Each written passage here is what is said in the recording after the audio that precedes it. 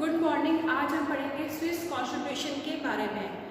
जो स्विट्जरलैंड है वो विश्व की प्रमुख राजनीतिक प्रयोगशाला है। इसको विश्व की प्रमुख राजनीतिक प्रयोगशाला बोला गया है। स्विट्जरलैंड की जो कैपिटल है उसका नाम है बर्न। और जॉन ब्राउस ने स्विट्जरलैंड के बारे में बोला है कि स्विट्जरलैंड अशांति के समुद्र के अंदर शांति का द्वीप है। मैसेंजर ऑफ पीस बोला गया है स्विट्जरलैंड। क्लियर। अगर हम स्विट्जरलैंड की बात करें तो स्विट्जरलैंड के अंदर विश्व का सबसे प्राचीनतम गणतंत्र है। रिपब्लिक जो है वो केवल स्विट्जरलैंड का ही है। स्विट्जरलैंड में जो अमेंडमेंट होता है, संशोधन होता है, वो 2 टाइप से होता है। एक तो होता है पूर्ण संशोधन, फुल संशोधन, और दूसरा होता है आंशिक संशोधन जो है वह होता है। स्विट्जरलैंड का कॉन्स्टिट्यूशन जो है वह 2 बार बना है। एक बार तो बना है 1948 के अंदर और दूसरा बना है 1998 के अंदर। अब जो 1948 का जो कॉन्स्टिट्यूशन है वो बना है 14 समितियों की टीम के द्वारा, जिसके अंदर कितने मेंबर थे? 14 मेंबर थे। और इस कॉन्स्टिट्यूशन का गठन जो है वह किया गया। लेकिन इस कॉन्स्टिट्यूशन का जो है वह गठन किया गया, सॉरी ये डेट है 1848। 1848 के अंदर फर्स्ट कॉन्स्टिट्यूशन बना और इसके अंदर 14 मेंबर थे। और 1874 तक स्विट्जरलैंड के अंदर बहुत सारे जो है वह संवैधानिक संशोधन किए गए। दूसरा कॉन्स्टिट्यूशन बना 1998 के अंदर और इसको लागू किया गया 1 जनवरी 2000 को लागू किया गया। ठीक है। वर्तमान में अभी तक यही संविधान जो है वह प्रचलित है। तो स्विट्जरलैंड का कॉन्स्टिट्यूशन 2 बार डेवलप हुआ। एक तो हुआ आपका 1848 में, दूसरा हुआ आपका 1998 के अंदर, जिसको पूरी तरह से लागू किया गया 1 जनवरी 2000 को। जब 1848 के अंदर कॉन्स्टिट्यूशन बना था तब इसके अंदर आर्टिकल की संख्या थी 123 और इसके पार्ट थे 3 पार्ट के अंदर पूरा कॉन्स्टिट्यूशन डिवाइड था। लेकिन बाद में जब दूसरा कॉन्स्टिट्यूशन बना तब इसके आर्टिकल की संख्या हुई 195 और इसके पार्ट हुए 5। ठीक है, 5 इसके पार्ट हुए और आर्टिकल की संख्या जो है वह बढ़ गई। यहाँ तक क्लियर आपको? अब दूसरी बात, स्विट्जरलैंड के अंदर जो स्टेट होते हैं, जो आपके राज्य है, उनको कहा जाता है कैंटन। कैंटन कैंटन कहा जाता है। और स्विट्जरलैंड के अंदर जो टोटली स्टेट है या जिसको अपन बोलते हैं कैंटन, उसकी संख्या जो है कितनी है? 20 जो है वो स्विट्जरलैंड के अंदर फुल कैंटन है, स्टेट है। और 6 जो है वो क्या है? हाफ कैंटन है, अर्ध कैंटन। क्लियर। स्विट्जरलैंड के अंदर स्टेट को बोला जाता है कैंटन। स्विट्जरलैंड के अंदर 20 कैंटन है फुल पूरे राज्य जिसका दर्जा दिया गया है, और 6 है अर्ध कैंटन। ठीक है। इस प्रकार अगर अपन फुल बात करें तो स्विट्जरलैंड के अंदर स्टेट है 23, मतलब 6 जो है वह अर्ध कैंटन को आपस में मिला ले तो फुल कैंटन बनेंगे, उनकी संख्या होगी 3। तो अगर अपन टोटल कैंटन की बात करें तो स्विट्जरलैंड के अंदर कितने स्टेट है? 23 स्टेट है स्विट्जरलैंड के अंदर। अब स्विस जो नागरिक होते हैं उनको 3 प्रकार की नागरिकता मिलती है स्विट्जरलैंड के अंदर। 3 प्रकार की नागरिकता कौन सी होती है? फर्स्ट है आपकी संघीय नागरिकता, है ना, जो आपकी सेंट्रल गवर्नमेंट की होती है। संघीय नागरिकता फेडरल सिटीजनशिप। दूसरा होती है आपकी कैंटन नागरिकता, स्टेट सिटीजनशिप। और थर्ड होती है आपकी म्युनिसिपैलिटीज सिटीजनशिप।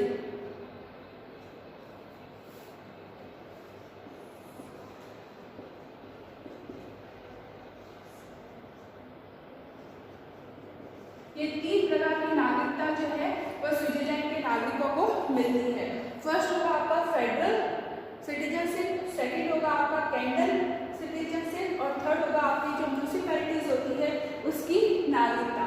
संघीय नागरिकता, कैंटन नागरिकता और आपकी होगी म्युनिसिपैलिटीज नागरिकता।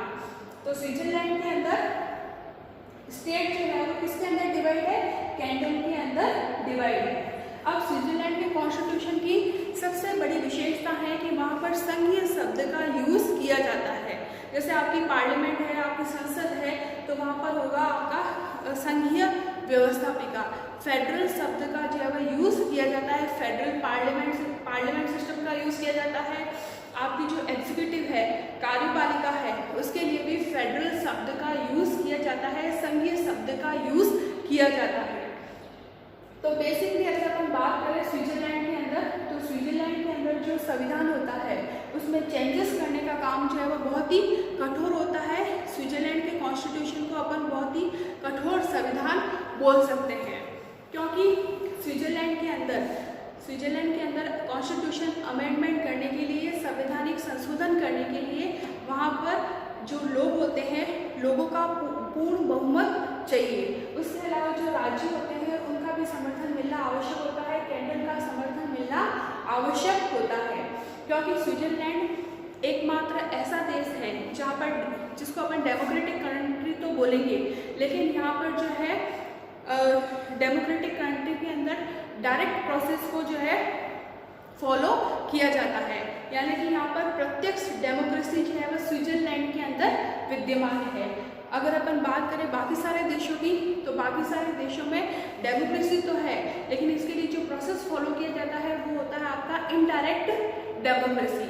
लेकिन स्विट्जरलैंड के अंदर प्रत्यक्ष प्रजातंत्र को फॉलो किया जाता है। अब प्रत्यक्ष प्रजातंत्र के अंदर क्या होता है बेटा? प्रत्यक्ष प्रजातंत्र के अंदर यानी कि आपकी डायरेक्ट डेमोक्रेसी के अंदर दो चीजें होती है, एक तो होता है आरंभक और दूसरा होता है प्रत्यावर्तन, जिसको अपन बोलते हैं रिकॉल, और इसको बोलते हैं इनिशिएटिव।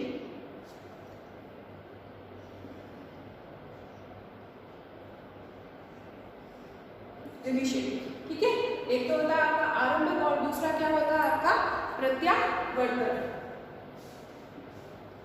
क्लियर? अब आरंभक के अंदर क्या होता है? आरंभक के अंदर, इनिशिएटिव के अंदर, डायरेक्ट डेमोक्रेसी के अंदर दो पार्ट होते हैं, एक तो होता है आरंभक इनिशिएटिव और दूसरा होता है रिकॉल। इनिशिएटिव के अंदर क्या होता है बेटा कि अगर है ना जनता स्वयं जो है वह अपने लिए कानून का निर्माण कर सकती है, मेकिंग ऑफ लॉ कर सकती है। कोई भी बिल है या संवैधानिक संशोधन अगर करना है तो जनता स्वयं जो है वो उसका बेसिक स्ट्रक्चर तैयार कर सकती है, या जनता के लिए कोई कानून जो है वह लाभकारी है तो जनता जो है राज्यों से डिमांड कर सकती है कि राज्य जो है वह इस प्रकार का कानून बनाए, और उस पर जो है वह जन समर्थन मिलना आवश्यक होता है। दूसरा ये होता है रिकॉल के अंदर अगर कोई कानून है या बिल है जो जनता के हितों के विरुद्ध है, तो जनता जो है वह क्या कर सकती है कि उस गवर्नमेंट को जो है वह रिकॉल कर सकती है, यानी कि उस गवर्नमेंट का कार्यकाल पूरा होने से पहले उस गवर्नमेंट को जो है वह हटाने का अधिकार जो है वह जनता को होता है। तो स्विट्जरलैंड के अंदर बिल्कुल डायरेक्ट डेमोक्रेसी को फॉलो किया जाता है। वहाँ का संविधान जो है वह जनता के लिए बना है और जनता के द्वारा जो है वह चलाया जाता है। क्लियर है यहाँ तक? फिर हम बात करते हैं स्विट्जरलैंड की विशेषताओं के बारे में, जिसमें सबसे पहले हम लेंगे लिखित संविधान। स्विट्जरलैंड का संविधान जो है टोटली क्या है? लिखित कॉन्स्टिट्यूशन है, रिटन कॉन्स्टिट्यूशन है। अभी वर्तमान में स्विट्जरलैंड के अंदर 195 आर्टिकल है और 5 पार्ट है। क्लियर?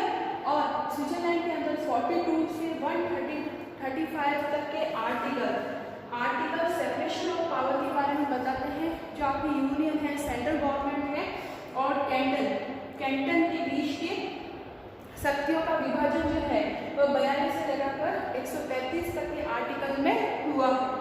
फिर हम बात करते हैं कि कठोर संविधान। स्विट्जरलैंड का संविधान जो है वह बिल्कुल रिग्रिड कॉन्स्टिट्यूशन है, क्योंकि स्विट्जरलैंड के संविधान के अंदर संवैधानिक संशोधन करने के लिए जनता का समर्थन मिलना आवश्यक होता है। वहाँ पर जितने भी कैंटन है उनकी स्वीकृति मिलना आवश्यक होता है, और कम से कम आधे राज्यों की जनता का समर्थन मिलने के बाद में संवैधानिक संशोधन हो सकता है, कॉन्स्टिट्यूशनल अमेंडमेंट हो सकता है। ठीक है? कॉन्स्टिट्यूशनल अमेंडमेंट 2 टाइप का होता है, एक तो फुल और दूसरा होता है आंशिक। फिर हम बात करते हैं बहुल कार्यपालिका के बारे में, प्लूरल एग्जीक्यूटिव के बारे में। जैसे इंडिया में है तो कार्यपालिका क्या है? इंडिविजुअल है, राष्ट्रपति संवैधानिक प्रमुख होता है, लेकिन स्विट्जरलैंड के अंदर कार्यपालिका क्या है आपकी, फेडरल है, बहुल है। इसके अंदर जो है कार्यपालिका के अंदर, बहुल कार्यपालिका के अंदर 7 मेंबर होते हैं और 7 मेंबर जो है वो क्रम वाइज जो है बारी बारी से अध्यक्ष बनते हैं। इसमें खुद राष्ट्रपति भी इंक्लूड होता है, क्लियर।